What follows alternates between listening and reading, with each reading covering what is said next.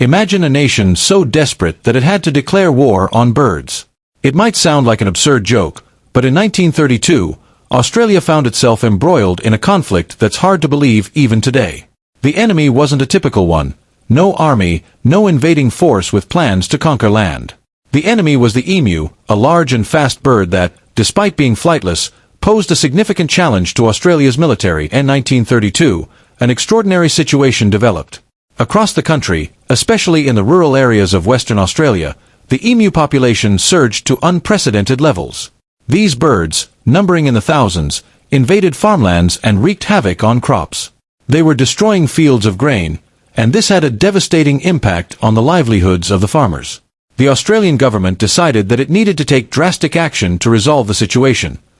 The government decided to use military force to eliminate the emu threat. Military units were ordered to wage war against the emus.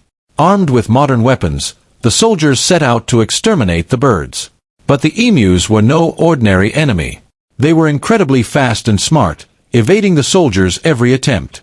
Wherever the military engaged the emus, the birds proved to be quicker and more cunning. On one side, there were the emus, and on the other, the military.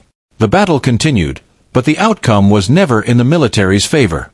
The emu flocks were so swift and clever that they outmaneuvered even the advanced weaponry of the soldiers. Not only did the emus survive, but every time the military tried to combat them, they were outsmarted.